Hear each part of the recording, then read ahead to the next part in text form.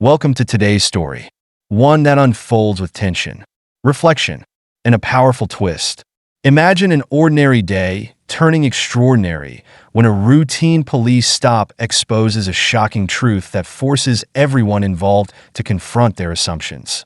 Stay tuned as we dive into this tale of accountability, redemption, and the transformative power of justice. On a brisk afternoon in Liberty Park, where the autumn leaves painted a mosaic of reds and golds under the gentle caress of a waning sun, the serene environment stood in stark contrast to the inner turmoil of Officer Gerald Ross. The park, a sanctuary for the city's residents, hummed with the laughter of children and the rhythmic footsteps of joggers. Yet Ross felt disconnected from this peaceful tableau. His years on the force had instilled in him a deep-seated cynicism, which on this particular day led his gaze to fixate on a lone figure that seemed out of place. The man, David Carter, sat quietly on a bench, absorbed in a book with a calmness that Ross found unervingly out of sync with the park's typical bustle. Carter's demeanor, composed and undisturbed, struck a dissonant chord in Ross's trained yet biased instincts. As families strolled and children played, Carter's solitude and his deep focus on his reading material painted a suspicious silhouette in Ross's eyes. Driven by a mixture of professional instinct and personal prejudice, Ross approached Carter without backup, his steps heavy with determination. The interaction began abruptly as Ross demanded to know what Carter was doing there in a tone sharper than necessary. "I'm just reading," Carter replied, holding up his book as evidence, his voice steady and devoid of concern, which only fueled Ross's suspicions further. Without concrete evidence, but propelled by a misguided gut feeling, Ross escalated the situation. "Let me see your ID," he commanded. Carter complied without hesitation, his actions smooth and deliberate, designed to avoid any misinterpretations of threat. Ross, however, barely glanced at the ID before his next demand cut through the crisp air. "Stand up." The tone was not just authoritative but also accusatory. As Carter stood, displaying a mix of confusion and concern, Ross instructed him to turn around. "You're under arrest," he declared, snapping handcuffs onto Carter's wrists with a clink that echoed ominously in the surrounding tranquility. The charge was vague, suspicious behavior, yet in Ross's mind, the narrative was already written. He did not see David Carter, the individual. He saw a preconceived stereotype that had no place in the reality of that peaceful park setting. The arrest drew the attention of onlookers, their expressions ranging from mild curiosity to concern. But none intervened. As Ross led Carter to the squad car, the park's atmosphere shifted subtly. The echo of the handcuffs seemed to linger in the air, a stark reminder of the fine line between vigilance and violation. Upon arriving at the station, the weight of Ross's actions began to materialize. It was only when he finally examined Carter's ID closely at his desk the enormity of his mistake dawned on him. David Carter was not merely a civilian. He was an FBI agent, working undercover. A chill of panic swept through Ross as he realized the gravity of his error. This was no ordinary arrest. It was a profound misjudgment that could unravel not just his career, but also the fragile threads of trust within the community. As the implications of his actions began to sink in, with the stern face of his superior, Sergeant Davis, confronting him about the arrest of an FBI agent, Ross felt the foundations of his professional life shake under the weight of a single, irreversible decision made under the cloud of bias. This marked only the beginning of a series of events that would challenge not just Officer Ross, but the entire police department, as they grappled with the repercussions of a decision that was rooted not in evidence, but in prejudice. The story of David Carter and Gerald Ross was set to become a lesson in the consequences of unchecked power and the importance of introspection within the forces designed to protect and serve. In the aftermath of the arrest, the police station's usual din of ringing phones and bustling officers felt stiflingly quiet to Officer Gerald Ross. He sat at his desk, the ID of David Carter, a reminder of his grave misstep, lying prominently before him. The name David Carter was now linked to one of the worst judgments Ross had made in his career. As the realization set in, Ross felt a sinking feeling in his stomach. He had arrested an FBI agent, an error that was not only a personal failure, but a professional disaster. The gravity of the situation was compounded when Sergeant Davis approached, his expression a mixture of disbelief and disappointment. "You've just arrested an FBI agent," Davis stated flatly, the severity of the situation hanging heavily between them. Ross, still reeling from his mistake, could only nod, his throat tight with the rising panic of impending consequences.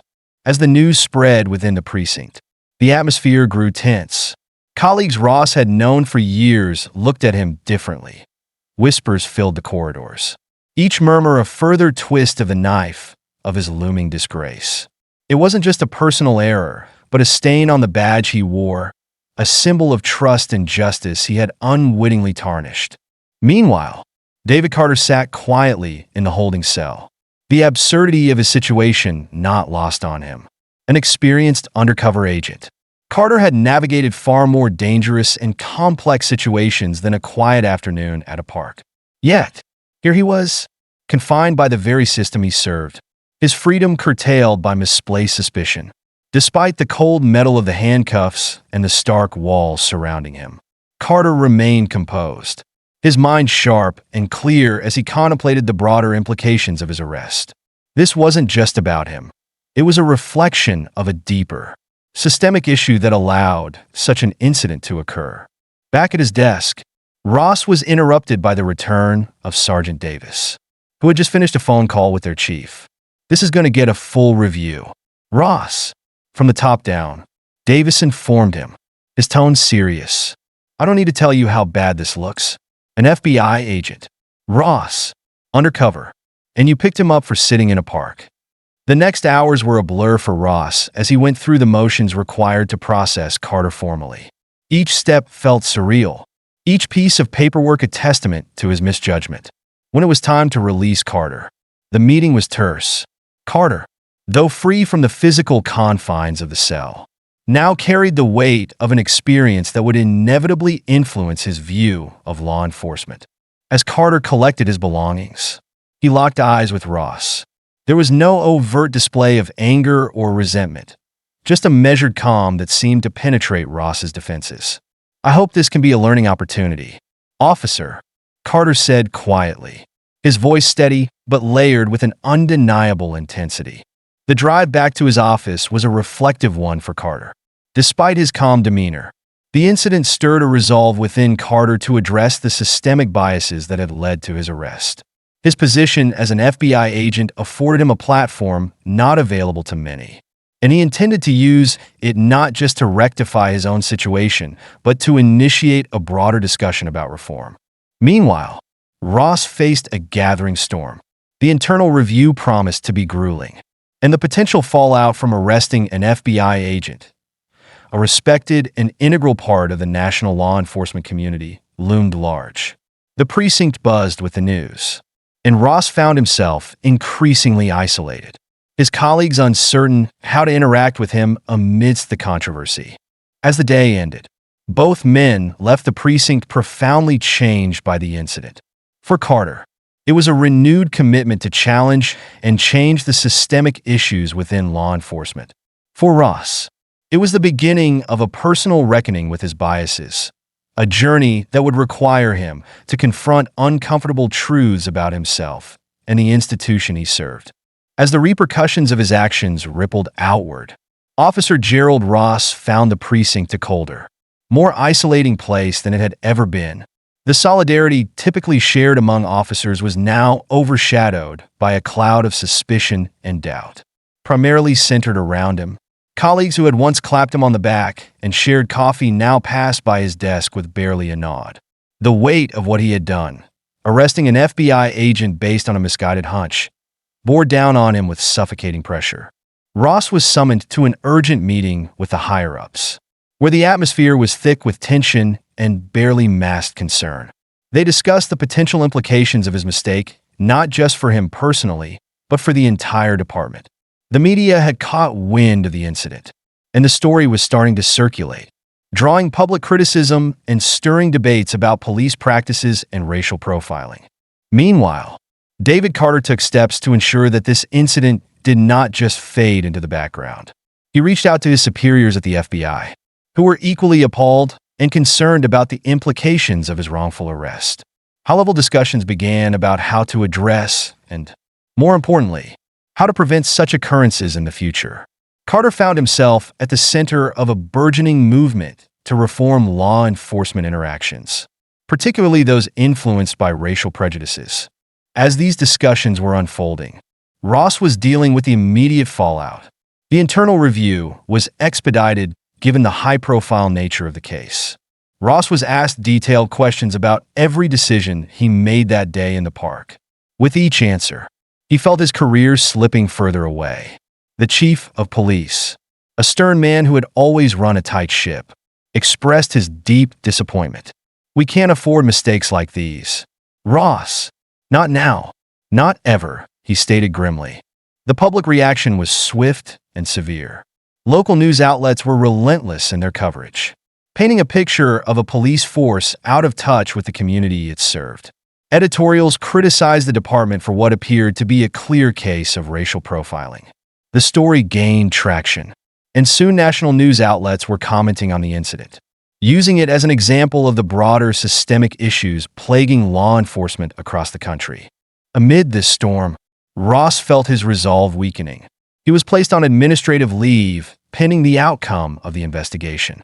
Isolated from his colleagues and branded by the media, he spent long days at home, ruminating over the events that had unfolded. The isolation was unbearable, compounded by the barrage of media outside his home, each reporter eager to capture his downfall. David Carter, on the other hand, was galvanized by the incident. He participated in panel discussions, was interviewed by news outlets, and spoke at community forums about the need for significant reform within police departments. His calm yet authoritative presence made him a respected figure in the ongoing dialogue about racial bias in law enforcement. He advocated for better training, more stringent oversight, and an increase in community policing initiatives. As the city grappled with the fallout from the incident, the police department initiated several immediate changes. Workshops on racial bias and interactions with the community were scheduled, and officers were required to participate in new training programs designed to foster understanding and reduce prejudiced responses. For Ross, the journey was just beginning. The disciplinary hearing loomed large, a pivotal moment that would likely determine the rest of his career. As he prepared for the hearing, Ross reflected on his years of service, recognizing, perhaps for the first time, the deep flaws in his approach to policing. The road ahead was uncertain, but one thing was clear. He would have to confront his biases head-on if he hoped to restore his reputation and, more importantly, his self-respect. As the date of the disciplinary hearing approached, Officer Gerald Ross found himself ensnared in a relentless introspection. The once familiar precinct now seemed like an alien landscape, his colleagues' glances like shards of glass underfoot. Isolated and introspective, he could not escape the gravity of his impending judgment. Across town, David Carter's engagement with the issue of police reform deepened. He worked with policymakers and law enforcement agencies to implement systemic changes, aiming to ensure that what happened to him wouldn't recur. His efforts were starting to bear fruit, with new policies on officer training and community interaction slowly taking shape. Meanwhile, the media storm continued to rage. Each news report seemed to tighten the noose around Ross's career, painting a dire picture of a veteran officer whose lapse in judgment had sparked a national controversy. The community's outcry had grown from whispers to a clamor for accountability and change, which only added to the pressure on the department to act decisively.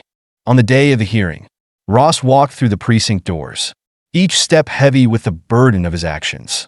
The room where the hearing was to be held was stark, the air thick with the weight of impending decisions. As Ross faced the panel, made up of senior officers and department officials, he understood that this was not just about his future, but about setting a precedent for how such incidents should be handled. The hearing was tense, with pointed questions aimed at uncovering the rationale behind Ross's decision-making. Each response Ross gave seemed inadequate to undo the damage caused. The chief of police, his face a mask of official neutrality, made it clear that the department's integrity was at stake. Ross's voice faltered as he tried to express his regret, his plea for a second chance muffled by the overwhelming evidence of his poor judgment. Meanwhile, Carter continued to advocate for change beyond the city's borders, his story a powerful catalyst in the growing movement for justice reform.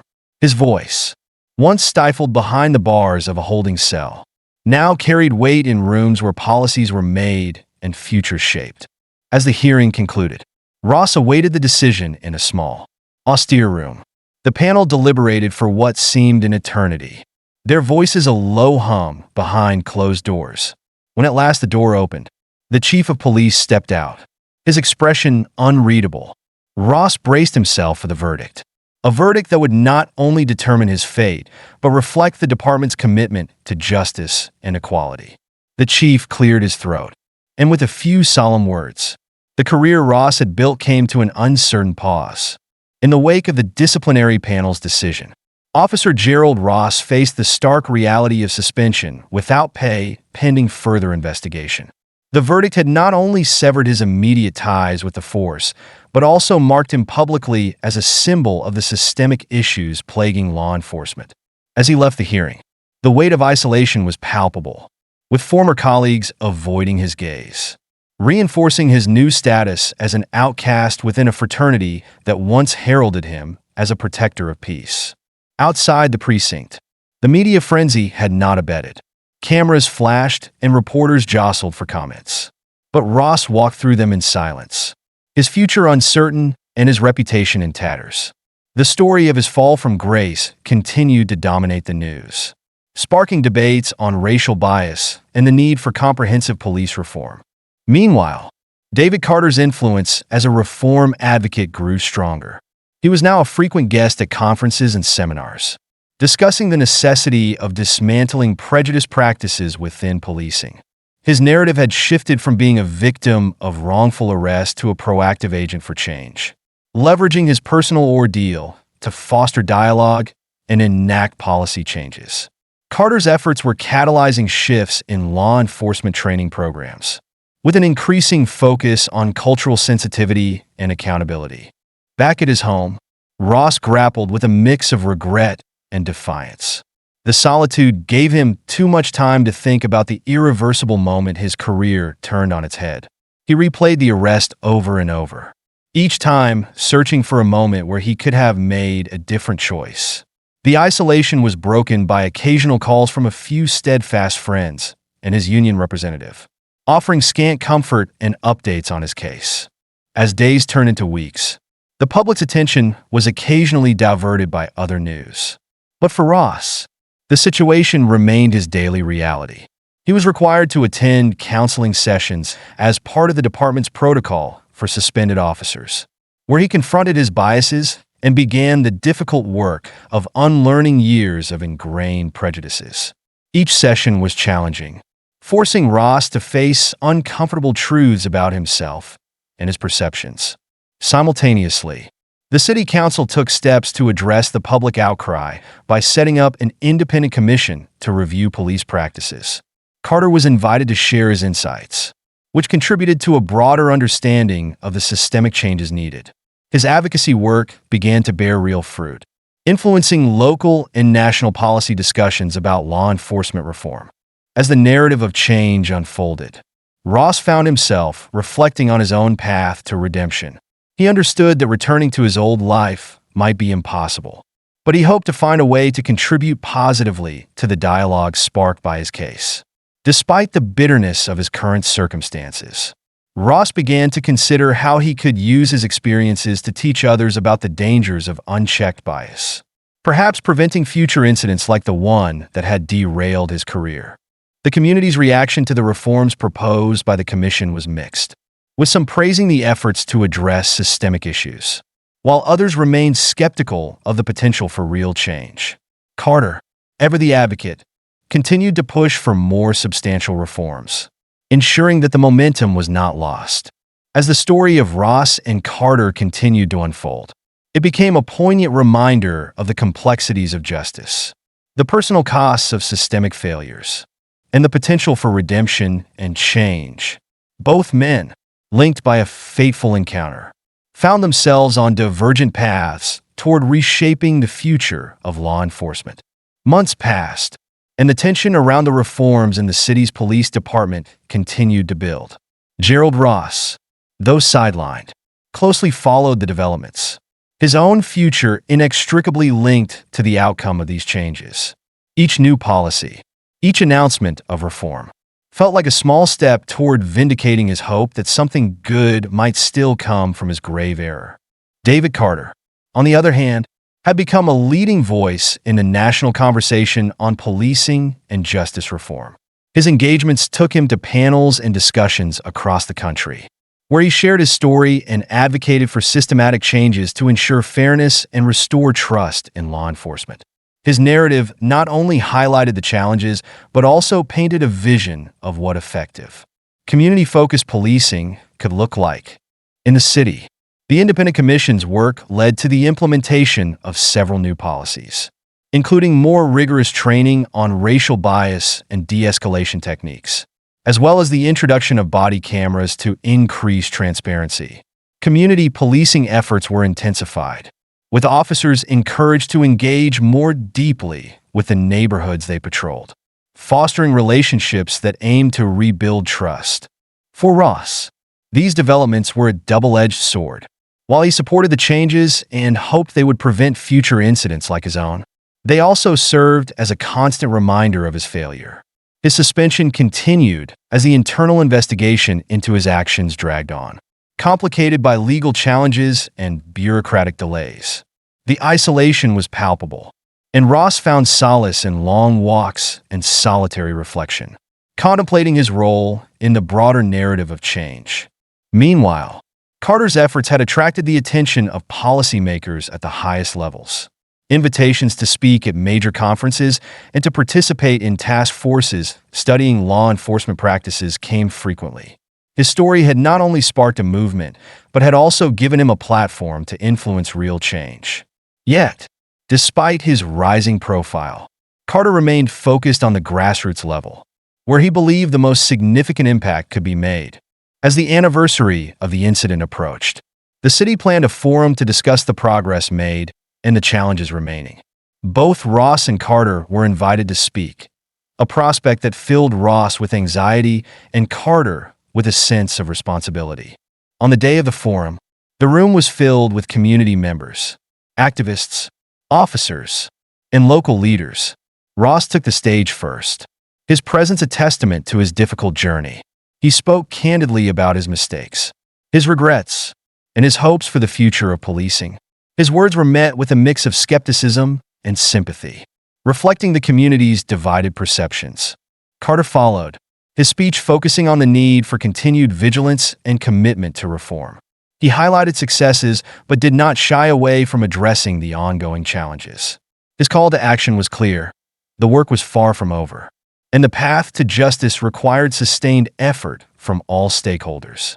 The forum concluded with a panel discussion, where Ross and Carter faced questions together. The interaction was respectful, though the undercurrents of their shared past were palpable. This event not only marked a significant moment in their personal journeys, but also symbolized the ongoing dialogue between law enforcement and the communities they serve. As the city moved forward, both men continued to play their roles in the narrative of change. Ross, slowly working towards redemption and a possible return to service, and Carter, as a steadfast advocate for justice, each shaped by their experiences, each influencing change in their own way. Their stories, intertwined by a moment of confrontation, had evolved into a larger tale of hope, challenge, and the possibility of reconciliation. As the reforms began to take root, the impact on the community and the police force started to become evident. New training programs and policies were reshaping interactions between officers and the citizens they were sworn to protect. Community feedback sessions showed a cautious optimism, Many felt a shift towards a more respectful and engaged police presence, though others remained justifiably wary of whether the changes would be sustained long-term. David Carter continued to spearhead these initiatives. His commitment and demit. He traveled across the country, sharing the story of his wrongful arrest and the subsequent drive for reform. His narrative resonated deeply, serving as a powerful reminder of the human cost of systemic failures and the potential for transformative change. Carter's efforts were beginning to be recognized as a model for other cities grappling with similar issues. Meanwhile, Gerald Ross found himself in a state of limbo. The prolonged suspension and the ongoing internal investigation kept his life on hold. But he used his time to engage deeply with the reform efforts. He attended seminars and workshops, not just as a participant, but increasingly as a speaker. His talks, candid and reflective, focused on his personal failures and the lessons he had learned. They were uncomfortable but necessary, contributing to a growing dialogue about accountability and change within the police force. As part of the anniversary of the reform initiatives, the city organized a large community event to review the changes implemented over the past year. Ross and Carter were both invited to speak. The event was well attended, drawing a diverse crowd eager to understand the progress made and the obstacles that remained. Ross spoke first. He stood before the community, his voice steady but his hands betraying a slight tremor. He acknowledged his past mistakes and expressed his commitment to being part of the solution. "My journey through this process has been painful but enlightening," Ross admitted. "I've come to understand the deep-seated biases that influence my actions, and I am committed to helping uproot these biases from our system." Carter followed, his demeanor composed and his message clear. He outlined the steps taken by the city, the successes, and the areas needing further work. Change is a process, not a destination. Carter reminded the audience, "We have made significant strides, but the journey towards a truly just and equitable system continues." The event concluded with a panel discussion featuring community leaders, activists, and police representatives. The dialogue was honest and sometimes heated, reflecting the passion and urgency of the issues discussed. Carter and Ross, once adversaries, now sat side by side, united in their desire to see meaningful and lasting reform. In the months that followed, Ross was finally reinstated to the police force, albeit in a different capacity. He was assigned to the Community Relations Unit, where he could put his experiences and his commitment to reform into practice. Though his return was met with mixed feelings, many recognized his sincere efforts to make amends and contribute positively to the community. Carter's advocacy work gained further recognition, leading to national initiatives aimed at reforming police practices across the country. His experience and insights proved invaluable in shaping policies and training programs that emphasized respect, accountability, and community engagement. Together, Ross and Carter's stories wove through the fabric of the community's history, a tale of error, redemption, and the ongoing struggle for justice. Their paths, divergent yet intertwined, illustrated the complexity of confronting systemic issues and the possibility of emerging from controversy with new insights and renewed commitment to change. As the months unfolded, the narrative of reform within the city continued to deepen, driven by the ongoing contributions of both David Carter and Gerald Ross, each in their unique capacity. The community's initial skepticism gradually gave way to a cautious optimism as tangible changes began to manifest, reshaping the interaction between police and the public. Carter, whose advocacy had become a cornerstone of the national dialogue on policing reform, spearheaded new initiatives that extended beyond the local community. His efforts focused on replicating the success seen in his city across other jurisdictions, advocating for a standardized approach to tackling racial bias and enhancing community policing efforts. His engagements often referenced his own experiences, lending a personal and powerful perspective to the advocacy. Ross, reinstated and reassigned, found a niche that allowed him to rebuild his career while contributing positively to the force's transformation. His role in community relations not only facilitated better interactions with the public, but also allowed him to serve as a bridge between the police and the community. He worked closely with local organizations, participated in dialogue sessions, and helped implement community feedback directly into police training programs. The city hosted its second annual review of the police reform efforts, marking it as a significant event attended by community leaders, law enforcement officials, and citizens. The review aimed to assess the progress made and identify areas that required further improvement. Both Ross and Carter were featured speakers, symbolizing the ongoing commitment to reform and the diverse voices that contributed to the dialogue. Ross took the stage with a level of humility and insight that was noticeably deeper than the previous year. He shared his personal journey over the past year, highlighting the challenges and successes of working within the system to effect change. Each day presents an opportunity to learn and to correct our course. Ross reflected, "My path has not been easy, but it has been profoundly important in understanding the power and responsibility we hold." Carter, ever the eloquent speaker, focused on the broader implications of the reforms, stressing the importance of sustained effort and vigilance. Reform is not a checkbox or a one-time initiative. It's a perpetual commitment to upholding the highest standards of justice and community engagement, he explained. His talk underscored the need for ongoing education, transparency, and accountability in policing practices nationwide. The panel discussion that followed was vibrant and informative, with contributions from various stakeholders, including younger activists who brought new ideas and energies to the conversation. The discussion underscored the multi-generational commitment required to sustain reform and the importance of inclusive dialogue.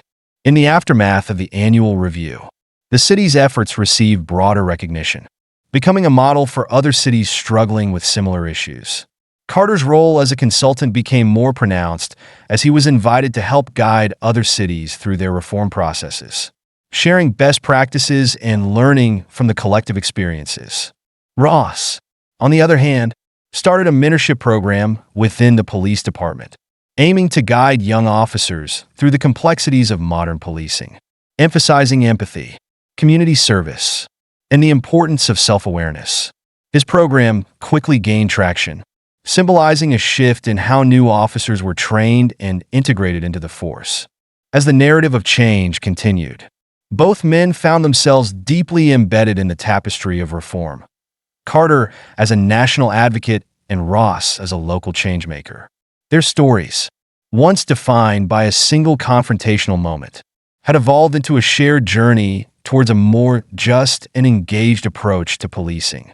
Their efforts, though rooted in a specific incident, had sparked a broader movement, illustrating how personal redemption and proactive advocacy could lead to significant societal change. As the impact of the reforms began to solidify, the city saw a noticeable decline in incidents of racial profiling and unnecessary use of force by police. Community trust was slowly rebuilding, thanks in part to the transparent efforts and genuine engagement facilitated by the new policies and the personal commitments of individuals like Gerald Ross and David Carter. The city had become a beacon of hope and a case study in effective community police relations, drawing attention from national and international observers alike. David Carter continued to champion these changes on a broader scale, leveraging his story and his expertise to push for nationwide legislative reforms. His travels took him to various states, where he met with legislators, law enforcement officials, and community groups, sharing his insights and advocating for comprehensive training programs, oversight mechanisms, and community involvement in policing. Meanwhile, Gerald Ross found profound fulfillment in his role within the Community Relations Unit. His mentorship program had expanded, now including a community outreach component that allowed young officers to engage directly with community members in non-enforcement capacities. This program not only helped change the public's perception of the police, but also gave the officers a deeper understanding of the communities they served. The city organized a significant public event to celebrate the third anniversary of the reform initiatives. The event was designed to reflect on the progress made and to outline future directions for continuing the reform efforts. It featured workshops, panel discussions, and community forums, and both Ross and Carter were prominently involved in the planning and execution of this event. During his address at the event, Ross shared his personal transformation story, detailing his journey from a disciplinary hearing to becoming a key figure in reforming the department. The challenges we face in bridging the gap between the police and the community are significant, but they are not insurmountable. Ross stated, "Each positive interaction, each moment of understanding, adds a brick to the bridge we are building together." Carter's keynote speech highlighted the national impact of the city's reforms, drawing connections between local efforts and national trends. What started here as a response to a grievous mistake has grown into a powerful movement for justice and equity in policing, Carter declared. He outlined a vision for the future that included expanding the reach of these reforms to ensure that they become ingrained in the fabric of American policing. The event also included a surprise announcement: the establishment of a new community police liaison office, with Ross appointed as the director. This new role was a testament to his efforts and his commitment to the cause. The office was tasked with maintaining the momentum of reform by ensuring that the lines of communication between the police and the community remained open and productive. In his new capacity, Ross spearheaded several initiatives, including a series of police and community engagement days, where officers and community members came together in various settings to foster mutual understanding and cooperation. These events were highly successful in promoting dialogue and reducing tensions. Carter, meanwhile, established a nonprofit organization dedicated to advocating for systemic changes in policing across the country. His work through the organization brought him into collaboration with major national reform movements, amplifying his impact and extending his reach beyond individual cities to influence federal policies. As the narrative of their journey unfolded, Ross and Carter continued to serve as symbols of the potential for personal redemption and systemic change. Their ongoing efforts demonstrated that with commitment, courage, and community collaboration, lasting change was possible.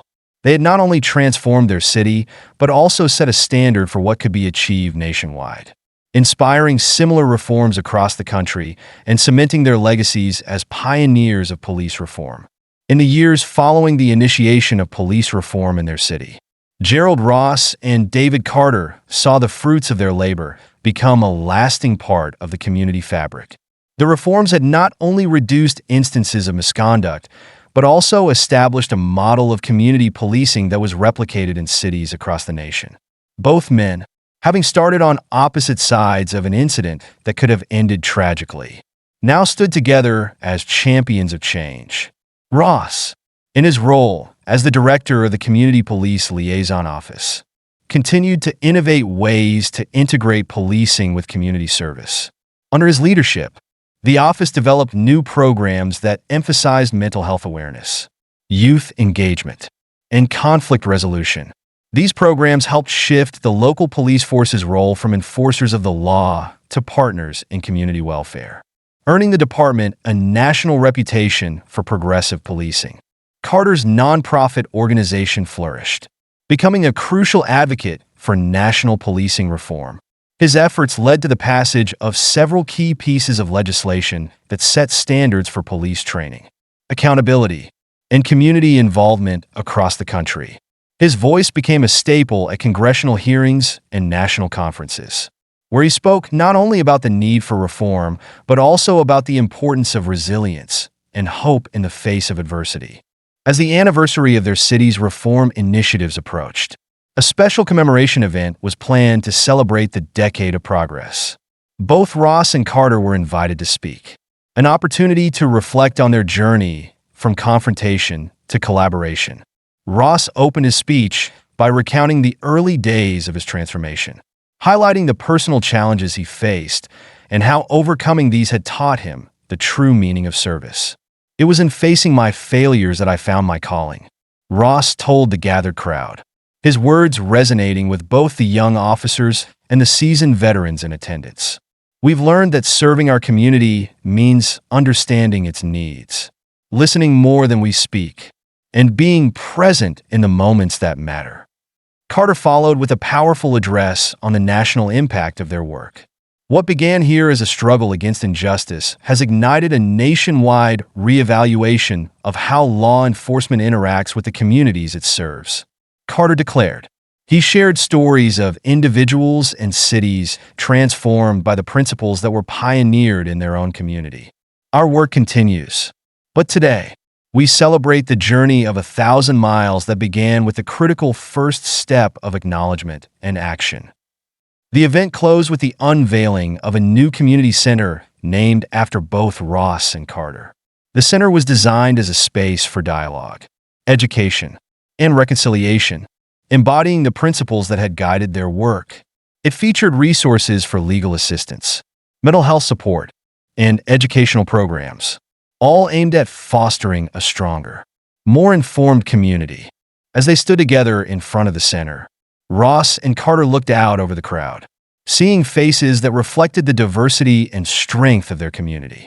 They realized that their legacy would not be defined by the incident that brought them together, but by the work they had done to ensure no such incident would define the future for others. In the quiet moments after the ceremony, both men shared a conversation reflecting on their long journey. "We've come a long way, haven't we?" Ross mused. "Indeed," Carter replied. "But as always, the work goes on." Their story, marked by redemption, collaboration, and hope, continued to inspire and instruct. It stood as a testament to the power of change, the importance of leadership, and the enduring strength of a community committed to justice and equality. Thank you for joining us in exploring this powerful story of accountability and transformation. It's a reminder of the deep impact our actions and choices have on others, and the strength found in owning our mistakes to drive meaningful change. If this story inspired you or made you reflect, please share your thoughts in the comments and continue the conversation about justice and equality. Don't forget to like and subscribe for more compelling stories that spark dialogue and hope.